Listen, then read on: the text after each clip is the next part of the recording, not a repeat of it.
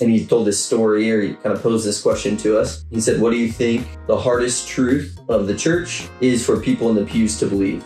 You know, you as a priest, you're going to go teach everything the church says. What's the hardest one for people to believe? So we are theologians, and so we're throwing out like, you know, the Trinity or transubstantiation. We said, no, none of that. We said, well, maybe like some of the just moral teachings, you know, abortion or things like that. He said, no, none of that. He said, the hardest teaching of the church that you'll have to preach for people to believe is that Jesus loves you personally and specifically, you know, and that just struck my heart. And I knew I wanted to give the rest of my life to preaching that message with my word and deed in every moment.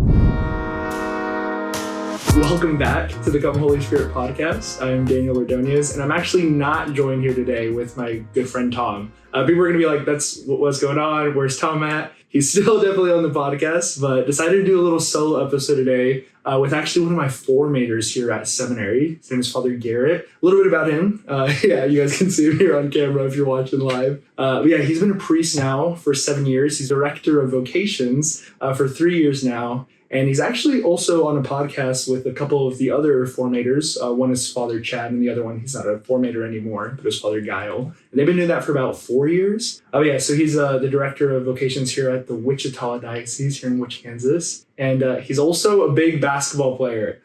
From what I've seen, last time we played, we won every game, and I was no help. So if that helps you know him at all. Not no help, Daniel. All I did was pass you the ball the whole time.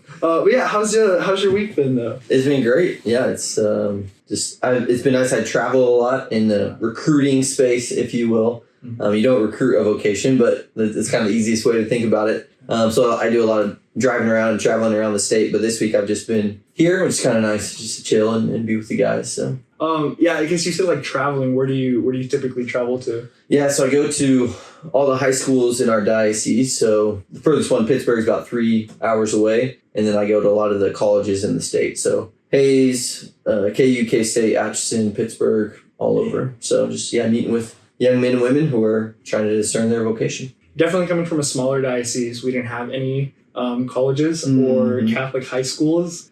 So we didn't see a lot of that growing up. So it's definitely cool that you're able to do that. Yeah. For those that have never heard of what a vocation is before, though, do you want to talk a little bit about what that is? Yeah.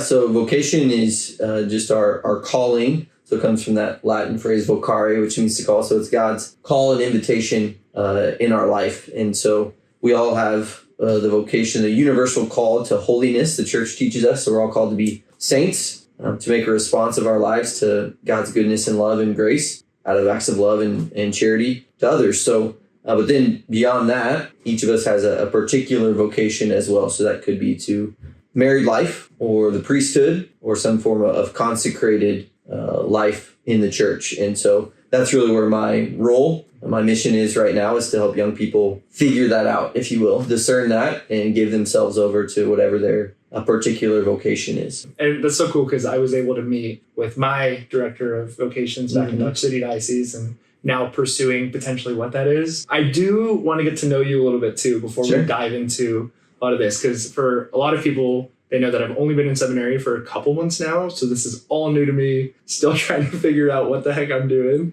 So I haven't really gotten to know you guys that much as formators. And playing basketball. And playing basketball and winning. Right. But so what is your, like, growing up, what did that look like? Siblings, parents, like what's your faith look like? How was that? Yeah. So I'm the youngest of three, so I'm the favorite because the youngest is always the favorite. Yeah. I grew up in a good Catholic family. Went to Catholic schools my whole life here in Wichita. So my older brother is actually a priest as well, Father Devin. So he's a pastor here in town in Wichita. And so sometimes I steal if you ever heard of Jim Gaffigan, the comedian? I've not. Okay. Actually. He has this line where he's like, we're Catholics, but we're not like Shiite Catholics, like crazy Catholics or something. Because that's what people ask my parents, like, what did you guys do to make two of your sons become priests? How many rosaries did you pray every day? And for me, the faith was definitely built up. Like, we never missed Mass. There was times where we would have a traveling image of the Blessed Mother come to our house. We'd pray the rosary together every night, but just for like a week or whatever. But the faith was just a part of who we were. And then growing up in Catholic schools for sure. And the stewardship way of life that's particular to our diocese, I think, is what I really drank in. And so the basis of that is just everything I am and everything I have is given to me as a gift from God. And so the only appropriate response is to give myself back. And so I just kind of drank in that spirit. And it wasn't like I was always thinking about being a priest, but that language, that experience of gift was just a part of who I was growing up. But yes, we had a pretty normal, good family life. I grew up playing sports. We go on vacations together and Kind of reminds me of St. Teresa's parents a little bit, because they had 5 daughters and all of them became religious sisters. And I actually did not know that you had an older brother who was also a priest. Yeah. So that's and then an older sister, and she's not a nun. That's what I say. But, that could have made it all work out. Yeah. That's so crazy, because I have 2 younger brothers. One of them, he's a little bit older now. He's a senior in high school, David, not really considering seminary or anything like that. Sure. Neither was I at his age. But the youngest one, he's actually been kind of giving it some thought. And I was just always thinking about what are the chances that 2 siblings both go to seminary? But apparently it's definitely possible. It's funny for me. Like, it's a great blessing. My brother entered into seminary a couple years before me and has been ordained longer than me, so he's just kind of right ahead of me, which is a great blessing. But it's funny, growing up, we're just a year apart in age, and so I always wanted to be different. Or I'd go to school and be like, "Oh, you're Devin's brother," and I'm like, "No, I'm my own man." That kind of thing. And so it's just, that's the Lord's sense of humor of I always wanted to play a different sport or play a different instrument to be different than him. And now we literally wear the same clothes every day and do the same job. Yeah. Oh my gosh. I guess going now to your vocation story a little bit, when did you first start feeling the calling to go to seminary? Yeah, there was definitely something deep within me, even as a kid. I tell the story, my dad actually blew this picture up into a poster at my ordination party, but I was in 3rd grade. And the teacher just gave us the assignment to draw a picture of what we wanted to be when we grew up. And I drew 2 things, a split screen. On one side was an NBA basketball player, and then the other side was a Catholic priest. So, I'm only about 5'9", so I don't think I was meant to play in the NBA. The St. Joe gym here is a nice, my level. But I think that just shows there was something in my mind and heart, even as a kid. I'll say it was the untainted desire of youth. I hadn't been kind of spoiled by the world, and there was something in me that was just drawn to the priesthood. But I didn't think about it too much, even through high school. Just focused on other stuff, school and sports and girls, or a girl. I was dating a girl for 3 years in high school, which is a pretty long time in high school. That's a pretty long time for high schoolers. So it was committed there, but I just knew once I graduated, I sensed the Lord asking me to end that relationship. Honestly, didn't even fully understand why, but I think that's an important step in my vocation, just because it was the first time I did the will of God, even when I didn't fully grasp it. It was just trusting Him even more than, I still cared for her. I feel we had a good friendship. We continued that. I was a priest at her wedding, so wow. But I just knew there was something going on that I needed to move on from that relationship. So I went to college for a couple of years. Went to University of Kansas in Lawrence, Rock Chalk. And it was really there that my faith took off. I met just other young people on fire for their faith that were alive. And just put that next to people that were living a worldly life at college. And it was just a no-brainer for me. These people had depth and they had a ton of fun. And I just was myself when I was with them. And was growing in relationship and prayer and coming to know the Lord a lot more too. So that led me, I was thinking a little bit about the priesthood. My brother had entered, and a good friend of mine from high school. So it was more of a possibility. And then the summer after my freshman year, I was a Totus Tuus missionary. So if you've heard of that program, or it's kind of like Vacation Bible School for Catholics, or young people go around to different parishes and teach about the sacraments and all that stuff to the kids. And so I did that for a summer, and I think it's the closest thing to an internship in priesthood. Just talking about the faith, meeting families, meeting different priests, and seeing that all priests are different. They have different hobbies and interests and personalities. So that really got me thinking, and I went back to Lawrence KU for my sophomore year. And I went on Focus Conference. So I was involved with a Focus Bible study, and I'm so old, it wasn't called Seek at that time. It was just a regional Focus Conference. They didn't have a cool name. But it was really discerning pretty hard there what the Lord wanted me to do. And I was just in adoration. There's thousands of kids in there, but it felt like it was just me and the Lord, and had a deep sense of peace that I at least needed to go to seminary. That was really important for me. I didn't know I was going to be a priest, but I knew I at least needed to take the step into seminary to discern seriously in that way. So I went into seminary, and there's lots of ups and downs throughout seminary, 7 years there, but was ultimately ordained a priest in 2018. Is the greatest gift of my life. So Like it was just like a wave of like, okay, like here's the next step and then the next step and the next step. And then it's like all of a sudden now you're with the 1,000+ people in adoration. And then saying you can't see like anybody else and it's just you and the Lord. Yeah. That is so cool. Because when I first like had that like strong calling to enter seminary was also an adoration. oh yeah. So I tell people all the time, because for me I was like, oh, like I would never, like I've already figured that out, dating the girl, like I got it all worked out. And then God was like, heck no, you were switching that. Yeah. But I will say, even though you're not in the NBA, you do get to play basketball all the time. So God has fulfilled that desire. yeah, there you go. In a different way. Obviously, so you were at KU. You said it was 2 years, and then you went to seminary. Mm-hmm. What was that transition like from being just like obviously a lay person to the church, and then now you're a seminarian, still a lay person, but working towards not being one? You know. So many blessings. It was hard initially, just leaving a college campus and all my friends, and I went to Conception Seminary College, so it's middle of nowhere on a Benedictine monastery. You know, so like you can't get much different than a college town than going to a Benedictine monastery. So that was just a hard transition of just being bored a lot and like, what do I do? And I'm trying to meet new people, and that was hard. I had some friends that were there with me, so I had them. But it was just, I missed my old life, and it was kind of hard to lean into that. But then I learned to love just the opportunity for prayer. Like I've never, had that kind of exponential growth in my relationship with Jesus like I did those couple of years that I was at Conception. Just the atmosphere of the place, being with all the other seminarians who are all striving for holiness. Yeah, my prayer life grew and deepened so much in that time. So it was a great gift, even when it was difficult. And I see my friends going off they went to, a spring break trip in Florida, and it's like, oh, that looks so fun. And I'm just like literally watching the wind turbines spin out in the middle of nowhere in Missouri. And it's like, is this what I'm supposed to be doing? But God constantly just confirmed that that's where he wanted me. So, yeah, that's obviously a little different than being here in Wichita. Like all these, now the new seminarians here, they're at the house formation. They're still in a big city. Mm-hmm. It's not the middle of nowhere. So they need to like run to Walmart. It's like, oh, well, Walmart's 5 minutes away. Yeah. I need to go out and get something to eat. And out there, it's, town's, what was it, like an hour away? The closest town was probably close to Walmart was like 25 minutes. So you could, but there's pretty strict rules, and we were only supposed to leave on Tuesdays or weekends, like all this stuff. So dang, so a little different. Yeah.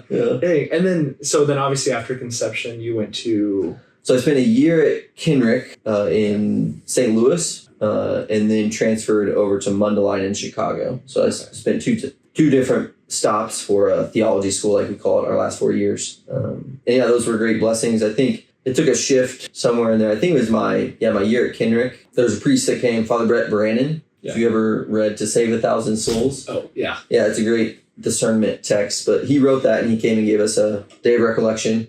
And he told this story, or he kind of posed this question to us. He said, what do you think the hardest truth of the church is for people in the pews to believe? Mm-hmm. You as a priest, you're going to go teach everything the church says. What's the hardest one for people to believe? So we were theologians, and so we're throwing out the Trinity or transubstantiation. We said, no, none of that. We said, well, maybe like some of the just moral teachings, abortion or things like that. And he said, no, none of that. He said, the hardest teaching of the church that you'll have to preach for people to believe is that Jesus loves you personally and specifically, And that just struck my heart, and I knew I wanted to give the rest of my life to preaching that message with my word and deed in every moment. So I really made a shift from am I called to be a priest to what kind of priest do I want to be after that moment. And so it became much more just learning theology, growing in that, growing in my prayer, growing in different pastoral skills. And that carried me through. So dang, that's so good. So was it kind of in that moment where now you knew you wanted to be a priest? And was it you knew that God wanted you as well? Or were you still figuring out okay, this is what I want to do? I want to focus on what kind of priest I want to be, but now is this what God actually wants me to do? Yeah, I think there's never 100% certainty, right? There's still always moments of doubts, and I had, even friends that were girls that I knew that I could see myself leaving and dating and marrying one day. But it was just this, okay, if I've been here for now 4, 5, 6 years, this has been confirmed. I feel confident in that. I really think this is what the Lord is calling me to do. There's almost a weight off my shoulders, not to every day just be like, God, you want me to be a priest or married? What do you want? What do you want? What do you want? What do you want? And okay, just kind of release that and be like, what if I just lived like I'm called to be a priest and tried to dedicate to becoming the best priest possible? And if, Lord, that's not what you want, show me, smack me over the head with the 2x4, but I'm just going to live that way and show me the way. And it worked out, I guess. So. And I mean, here you are a priest now. Yeah. I think it was one of the priests from your diocese, actually, is Father Ben. I think it was his story where he had basically said, God, if you're not calling me to be a priest, let me die in my sleep. And it was the day before his ordination. The next day he woke up and he's like, oh, well, I guess I am called to be a priest. There's your sign. Yeah. And I definitely, I guess I could definitely see you. It's always the holy Catholic women that you're like friends with. And you're like, I could marry this girl. And I could be happy and it could be great, but have a confidence, a sense that this is what God wants for me. And I want that too, actually. So. And maybe apparently you're going to be doing their weddings. Yeah, right, for sure. That is still so wild to me, because I was with my ex for, it was 6 years. Yeah. So obviously we were a little bit older when we broke up. So hopefully she doesn't wait 7 years to get married. That'd be wild. Do not wait 7 years to get married. But I could not imagine just like, I'm going to be the priest at your wedding, even though we dated for 3 years in your case. That's so crazy. Okay, so then obviously you're focusing on becoming the best priest you could be. So what was the transition from being a seminary to a priest? Because I know there's always like that thing that I hear about. It's like when you see a cop on the highway, like everybody like slams their brakes or they make sure their seatbelt's on. It's like, oh, even if they're not doing anything wrong. So obviously your interactions with people probably were a little bit different. So what was that whole transition like? Yeah, some of the priests will say we're like a walking conscience. Like when people see us, they like start to feel guilty about they don't even know what. Which is, you get used to that kind of stuff pretty easy. I think I was just overwhelmed more the biggest shift. And you feel this a little bit as a seminarian, but just people's great generosity and reverence for, love for their priests, willing to do anything for them. So if that's just cooking meals or inviting us over, that was one of the biggest things where you're just like, you don't even know me and I'm 28 years old, but you're just like welcoming me into your family or asking me my advice on your marriage or a big decision in your life. It's like, why are you doing this? Like, I don't know anything, is what it feels like. But little by little and talking to older priests, I had great first pastor, Father Adam Kiter, that really led and directed me well. And that was huge for me. So it's such a weird concept where it's like, you just feel like you're super young. Somebody's like 60 years old. They've been married for 40 years. And then they're asking you for advice on something. And you're like, I don't know. Like you're the one that's been living way longer than I have. Yeah. But there's a beauty to that of like, there's just wisdom in the church. And I have studied these things. And so I'm not giving them my advice, right? Yeah. Like I'm really expressing and sharing 2,000 years of wisdom that the saints have passed on, that everything. So that helps to free you from, they don't want to hear what I have to say, right? Yeah. They want to hear what comes from my prayer, from my study, which is humbling, but exactly how it should be as a priest.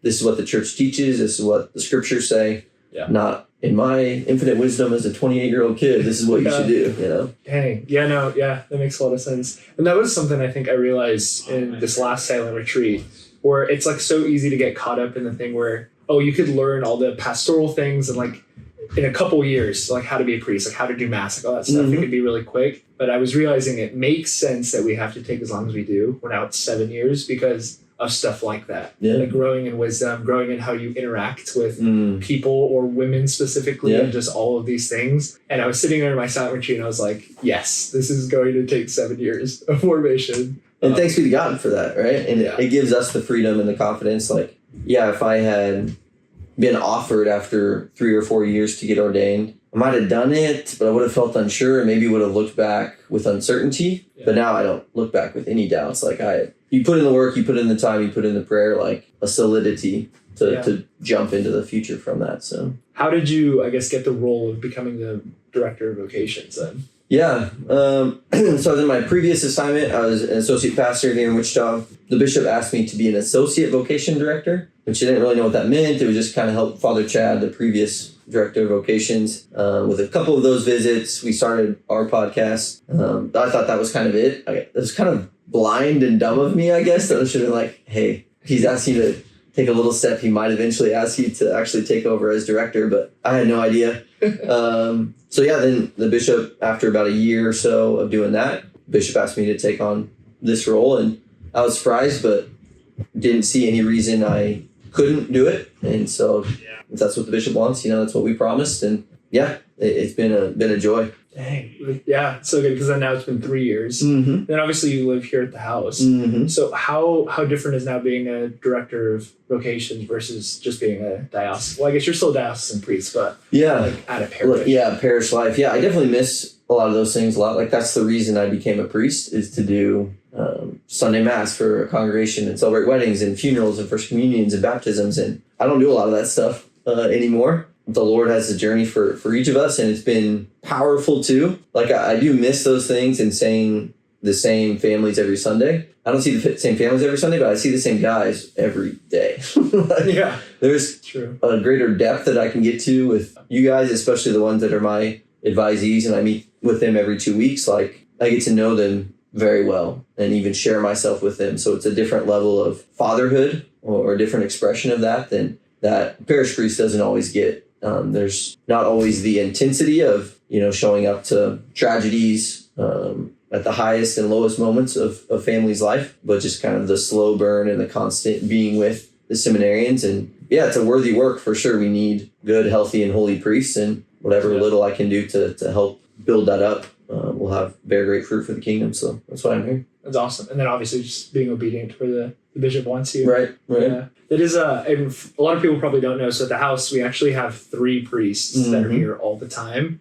Which you think about it, that's such a blessing. Where else in the country can the diocese dedicate 3 priests to be full time, just working with seminarians every day? Or I never saw the bishop have an MC. That was literally a priest's job, to just be with the bishop all the time, plan a schedule and everything. So when I saw it here, I was like, who is that? I was like, I've never met that seminarian. It's because he's not a seminarian. Yep.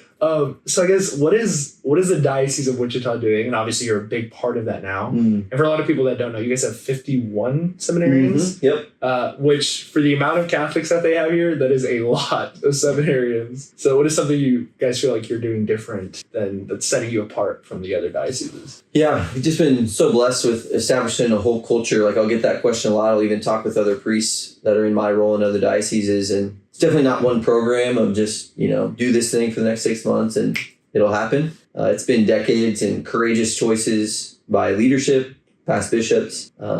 Few things I'd point to. One is that stewardship way of life that I alluded to earlier, that I went to Catholic school, kindergarten through senior year of high school, without ever paying tuition.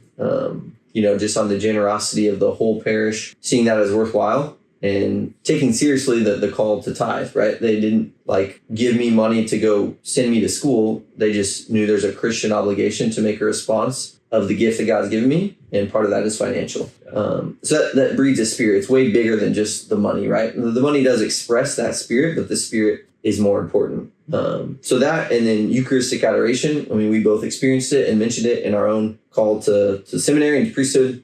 But there's just a plethora of perpetual adoration chapels in the Diocese of Wichita, which that's just the spiritual engine, right? That is driving all of this. And then just practically, I know as a high school and college kid, sometimes the moments the Lord was drawing me was at 1 a.m. when I was going home from a party or whatever. And I knew there was 5 chapels around the city I could go to any moment of the day and just pop in and talk to them and open a little bit more to that vocation. So those things, and then just, a really happy and healthy presbyterate that's united. I think, it's just very simple. If you see joyful priests, you're going to be drawn to that and think, maybe I want to do that as well. And that takes work and sacrifice too. It's not we just got lucky and we happen to have guys that are happy. It's part of our formation. We do this thing in the summers for our seminarians of Friday formation that they get together every week. We did the same thing when I was in seminary, and sometimes it was a drag. You're working a job or it's Friday night and you just want to do something else. But I can see now my best friends are priests, and I'm friends with almost all the guys that I was in with. Yeah. And so we're united. I can hang out with any of them. I can talk with any of them. And that has ripple effects that young men are want that, right? They don't want, if they see a lone wolf priest that's really tired and, just sad and worn out, that's not attractive. But if they see a priest that's happy and has a lot of friends, isn't alone, they might be a little more open to that. So those are a few of the things that I point to. Yeah. No, yeah, it makes a lot of sense though too. And obviously you see the fruit of it with how well the diocese is doing. Mm-hmm. It makes a lot of sense. That makes a lot of sense too, like the actually developing friendships while they're in seminary, but then also like supporting everything before that too. Supporting the schools and actually making it a big deal. Yeah. And not just, you guys are really showing that your Catholic faith should be on the front line of your life, so not just in like the burner. Yeah. Because again, like growing up in small towns, not in a big city, like I don't even remember the parish that I grew up in if we had perpetual adoration, like at all. Like I didn't know that was a thing until I was like 14. And when I moved to Garden City, the one of the hospitals had perpetual adoration, and because it was a Catholic hospital, so that's where I would go. But then COVID happened, shut it down, and they started it back up in the parish, like, perpetual adoration throughout the week. But when I moved to a big city, Kansas City, there's something I realized too, where it was like 1 a.m. I was like, oh my gosh, like I could go to like 7 different spots if I wanted to. And that's so cool that you like mentioned where like you would just feel that pulling to go and you would accept that. Some of our best times in prayer with God, it's when we don't want to go and we're tired, and he's like, hey, right now, it's so good. So kind of shifting a little bit then. So speaking on like, obviously that pursuit and like listening to God when he's pulling you, why do you feel like people should pursue a relationship with Christ? Yeah, I mean, he's the answer to the longings of our heart. Like, and so many of the things I think in my life I learned from the via negativa, if you will. Like I've tried the other way and it obviously didn't work. And yeah, sadly, I think we can see that in ourselves and just in the world and in the culture at wide. Yeah, life without God is a nightmare. That's what hell is.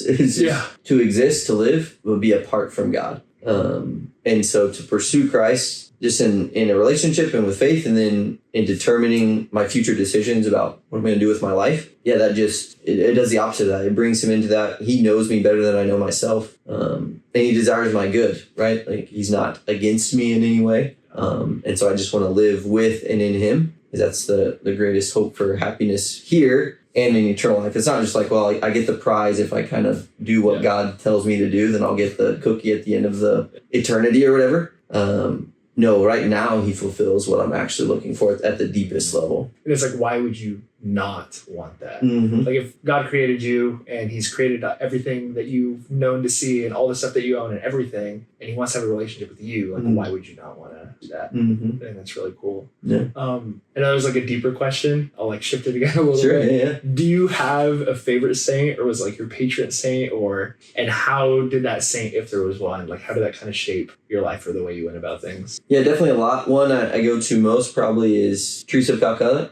It's kind of funny. It was partly through school. Like I always thought she was awesome and just serving the poorest of the poor, like very inspiring. But then I did a research paper in theology in my spiritual theology class on her experience of the Dark Night, basically. And that just really drew me into a lot of her writings. And so I love her service of the poor. That combined with the depth of her spiritual life and even everything she went through. But then just her simple, direct, like wisdom just, speaks to me. And I think I get most frazzled when I get really confused and down to the details and blah, blah, blah. And she just like shoots it direct. Just like, love the poor. Stop. Don't ask any more questions, right? Just like go pray. Okay, mother, like I can do that. And even just meeting when I was in both St. Louis and Chicago, meeting some missionaries of charity, and they just like live that way. And it was attractive and impactful. And so she's definitely one I go to every day. So good. That was actually my sister's confirmation saint. Oh, really? And what was really funny about it, she wasn't a canonized saint yet. So she was still blessed, and she asked permission if she could have Mother Teresa. It wasn't even Saint Teresa at the time. And they were like, you know what? Yeah, sure. Like she's probably going to get canonized. Yeah. It's in the works. And then she ended up getting confirmed, and then a little bit after Mother Teresa's canonized. But yeah, like that's such a good thing, because she really shows us the fact of like, even like when we're down or when we're angry or when somebody makes us upset, like you still love them anyways. And that is such a hard thing to do sometimes. Yeah. Okay, so I don't want to take up like too crazy much of your time. Sure. It's super busy. But when it comes to somebody pursuing a vocation, so first off, why does it matter? And then second, like what advice would you have if they're actually trying to be serious, figuring out what their vocation is? Yeah, I think it matters. Like that's like we were talking about, God knowing us best. And so to follow his plan for our life is just going to lead to our greatest happiness. And so again, just kind of like, why would I not incorporate him into that and get his guidance? And then about how to actually go about that. How do I, as we say, like discern? Yeah, prayer is a foundation, but I think viewing that through the lens of desire, just it seems simple, but just like, what do you want? But not just staying on the surface level, right? So many times I just want a piece of pizza right now, which I kind of did. It sounds great. But like getting deeper than that was the story of my vocation, really, just constantly going to that deeper place and finding that's what the Lord was fulfilling. Because do I at times desire marriage and family and kids? Yeah, for sure. Yeah. But at the deepest level, I was desiring this fruitfulness. Yeah. And that's what I experience and hope for eternally, is this fruitfulness that will last, that I will be able to see one day thousands of souls that could honestly say, like, I'm only in heaven because of Father Garett's priesthood, the sacraments that he gave me. Like, if that's not fruit, I don't know what is. And that's the deepest thing that my heart desired. So it takes a lot of prayer and reflection to like get down to that deepest part, but that's worth it. It's worth that hard work rather than just like, well, I want enough money to be stable and just kind of do whatever, go with the flow. To me, that just kind of like puts a cap on the purpose and fulfillment and joy that you could experience now and forever. So like do the work to get down to that deepest part. I guess talking about like obviously what you're doing now as a priest, like with your vocation, Mm-hmm. what have been some of the biggest crosses that you've had to bear? Obedience is a tough one. Like, those parishes I was at, I gave myself fully to those people and I missed them and I wanted to be with them, but just to trust the providence and the wisdom of the bishop. And that's been blessed whenever I do that. But in the moment, it's really hard. Just to look these people in the eye that you love and you've been through everything with, and like, I love you and I'm leaving. It's just like it tears your heart out a little bit. But yeah, I guess I could see how that is, because it's the whole thing where you have to be close with your new community. Mm-hmm. And you can't just like, oh, well, I'm going to go see so and so back over here all the time, because you have to develop the relationships with your new parish, or for you, your new assignment. Yeah, the flock, the new flock, whoever you're serving. Yeah. Would have been, I guess, besides, you kind of already answered that, but with the sacraments and everything, getting to institute like these sacraments and be part of people's faith walks, what are some of the other things that you really enjoyed about being a priest? Definitely confessions. I mean, it's the best thing that I do. You just get front row to redemption. Like, you get to see people go from being dead in sin to rising to new life right before your eyes, and even playing a part. Like, I'm not just watching it, I'm like participating and bringing that about. But then just the joys of the people I've got to know, like so many people that I love dearly and are close to me that I would have no reason to know them, right? If I was not a priest, there's no reason I should even know their names. And now there's some of the people that are dearest to me. So that's just been some of the greatest gifts of the priesthood for me. Yeah, I'm not even close yet to being a priest, but that is something that I've definitely noticed. Like, when you're in pursuit of Christ, especially like in pursuit of vocation, or now like you have your vocation, people are a lot more willing and vulnerable to want to like open up to you and like get to know you and ask you questions, because they're like, oh, like this is somebody I can trust. Yeah. Somebody that's not going to be in pursuit of me, somebody that can actually get to know. I think that's good. And then obviously, it's top 3 feelings all time is coming out of confession. Oh, yeah. Yeah, where you're just like, this is amazing. I feel great. Going into confession is like bottom 3. Yeah. Still for me today, it's just like that never goes away. But I'm glad to hear you say that, because when I'm like, because we can't go to, for a lot of people who don't know, we can't go to confession with you guys. So we have to go somewhere else, or with our spiritual directors, or whatever it is. A lot of times, like, I'll just like drive somewhere like on a Wednesday to go. On my way is like, I don't want to go today. Like, this sucks. Like, the priest is going to judge me. He's definitely going to tell people about my sins, even though I know he can't. Right. But me specifically. The one time he's going to do it. But so going in, bottom 3, we got though. Top 3 for sure. Definitely also that top 3, receiving the Eucharist. But everybody can fight for that other spot. I don't know. Do you have any closing thoughts? No. Yeah, I think just encourage people, especially in their families, to just be open to this possibility of a call. I think that's most of us, or like always thought it would never be me. Yeah. And it's usually the ones you think it's going to be. It's not actually them. And so just don't ever believe that lie that it could never be me or my son or daughter. And because we need priests and we need religious sisters too. Like we focus a lot on priesthood. It's kind of my immediate mission, but I'm just as passionate about young women as well, following their vocation. And we just need that image in the church of the brides of Christ. Like, that's why I tell young women sometimes, like, there's only one perfect man that you can marry, and it's Jesus. And so that's like on the table for you to be actually espoused to Jesus now and forever. So just be open to that and whatever God desires for you. So good. And that was me. I definitely thought it was not going to be me. Like I said, I had it all figured out, quote unquote, had the job, the girl, it all. And growing up, it was funny. They always thought my middle brother, the one that I said is not really thinking about it. They always thought like, oh, he's going to be a priest. Right. Yeah. I don't think he's going to seminary. But you never know. Yeah. But yeah, that is, it's so good. Definitely, it's good for people to be open about their vocations. Yeah. And I appreciate you so much, by the way, for joining on here. You're actually the first priest that is on the podcast. First religious life. I'm honored. Yeah, we've only ever had one other guest, and she's a student at Benedictine right now. Sweet. So second ever guest, but first ever religious life on here. So and you can check out our podcast too, about 4:00. So we have on priests and religious and just talk about vocations too. So if that piques your interest, just search about 4:00. You can find it. Yeah, I would definitely recommend it because obviously you have 3 priests on there, and they even get to interview the bishop sometimes and a bunch of other guys. We're definitely not in that spot yet. Not yet. Not yet, but maybe one day. Well, as always, know that we are always praying for you guys, and we also ask that you guys pray for us. Yeah, this was such a joy. But this was the Come Holy Spirit podcast, and I'll catch you guys in the next one.